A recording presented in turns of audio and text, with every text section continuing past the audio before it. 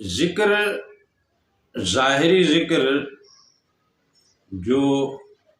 جہر میں کیا جاتا ہے اسے کہتے ہیں ذکر جلی۔ یہ ذکر لازمی ہے، اور اسی طرح یہ جو شریعت ہے، شریعت بھی علم جلی ہے۔ یہ سائنس جو ہے یہ علم جلی ہے،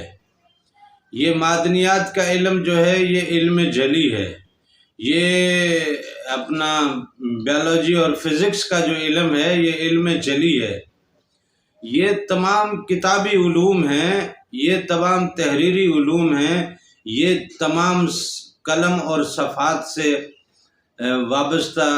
علوم ہیں۔ یہ قلم بھی وہ ہے جو اس ناسوت کی، اور یہ صفحات بھی وہ ہیں جو اس ناسوت کے ہیں۔ ان صفحات پہ، ان قلموں سے جو علم تحریر ہوگا وہ بھی تو ناسوت کا ہی علم ہوگا۔ تو یہ تمام جلی علوم ہیں، یہ جلی معاملے ہیں۔ جلی جو ہے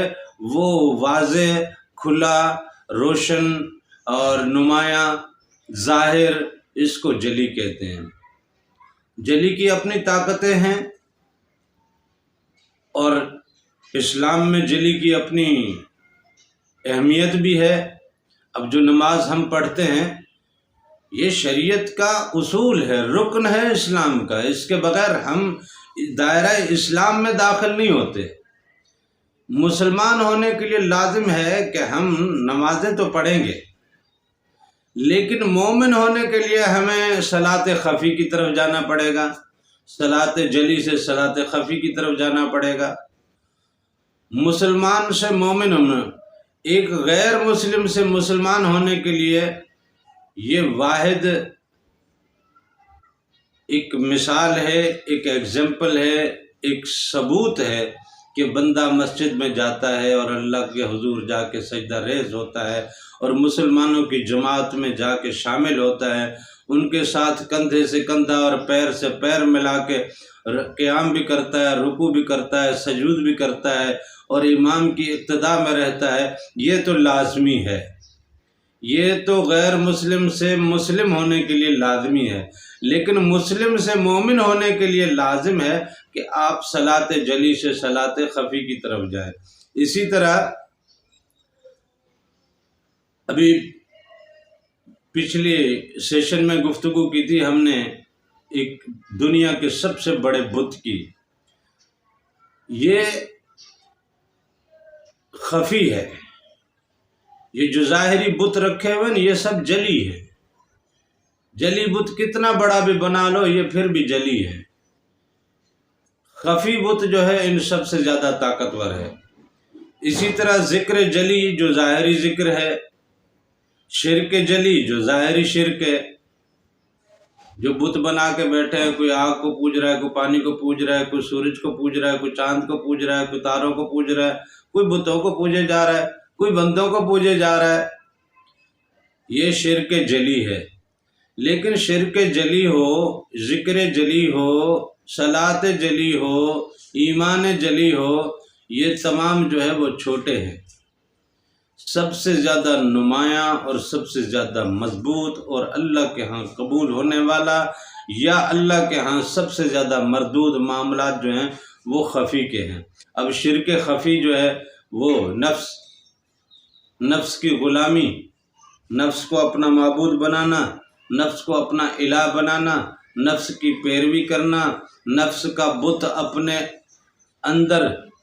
سجا کے، سنوار کے، بٹھا کے رکھنا، اور پھر اس کی پیروی میں ساری زندگی دنیا سے لڑتے رہنا، زمانے سے لڑتے رہنا، زمانے کے ساتھ جنگ کرتے رہنا، اور اپنے آپ کو رات دن کھپاتے رہنا، اسی جلی بت، اسی خفی بت کے پیچھے، اسی خفی شرک کے پیچھے۔ یہ شرک ہے خفی،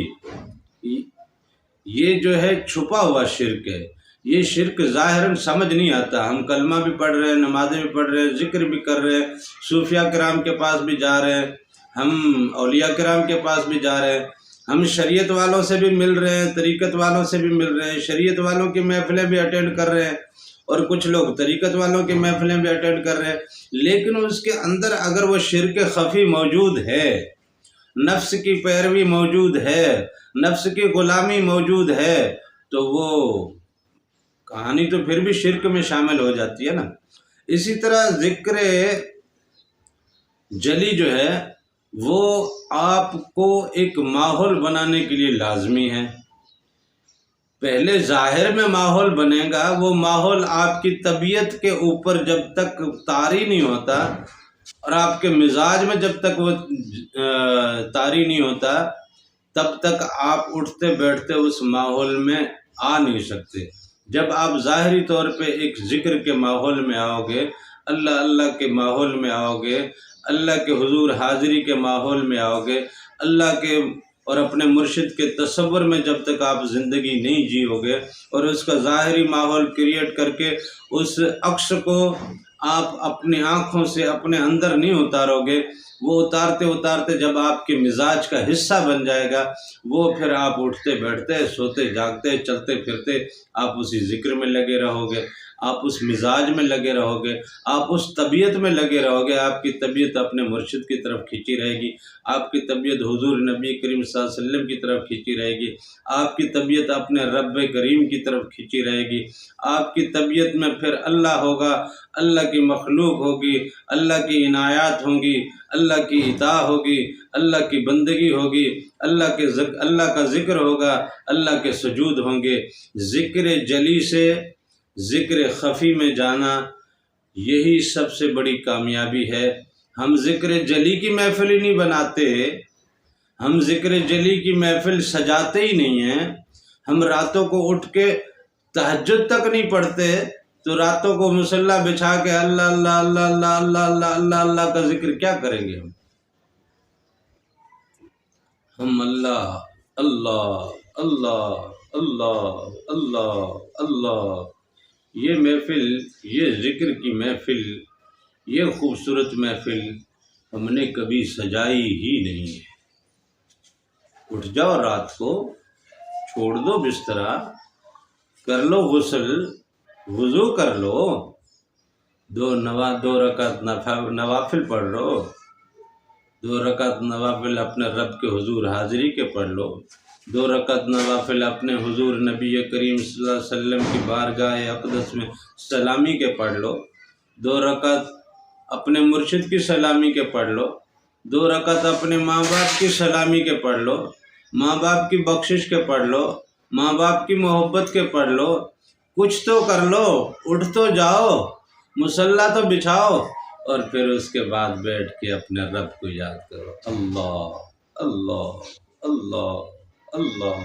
اللہ اللہ اللہ کا ذکر کرتے کرتے آپ کی زبان سے یہ آپ کے دل میں اترے گا، آپ کے مزاج میں اترے گا، آپ کی طبیعت میں اترے گا، پھر آپ اٹھتے بیٹھتے اللہ کے ذکر میں اور اللہ کے نور میں نہاتے پھریں گے۔ اللہ کی نظر بھی تبھی ہوگی نا جب آپ اللہ اللہ، آپ دنیا میں لگے ہوئے، اللہ آپ پہ نظر کرے، اللہ اتنا بس اور کوئی کام نہیں ہے اللہ پاک کو، بس آپ کچھ بھی کرتے رہیں اللہ کی نظر ہے آپ پہ۔ اللہ کے فرشتے لگے ہوئے ڈیوٹی پہ، وہی ساری رپورٹیں کر رہے ہیں، لکھ بھی رہے ہیں اور رپورٹیں بھی دے رہے ہیں، لکھ بھی رہے ہیں رپورٹیں بھی دے رہے ہیں، لکھ بھی رہے ہیں رپورٹ بھی کر رہے ہیں۔ تو اللہ تعالیٰ کو تو ہر چیز کا علم ہے، وہ مل رہا ہے، اس کے جو ڈیوٹی پہ لگے ہوئے کارندے اپنی ڈیوٹی کر رہے ہیں، لیکن اللہ کی نظر آپ پہ ہو جائے تو کرم ہو جائے نا، پھر تو اللہ کی نظر ہو جائے تو کرم ہو جائے، اور یہ نظر تو اللہ کی تبھی ہوگی جب ہم اللہ کو پکاریں گے، اللہ کے ذکر کی محفل سجائیں گے، ذکر جلی کی محفل سجائیں، آپ کا مزاج بنے، جب مزاج بنے گا تو ذکر خفی میں آپ آئیں گے، جب ذکر خفی میں آئیں گے تو پھر انوار کی تجلیات آپ دیکھیے۔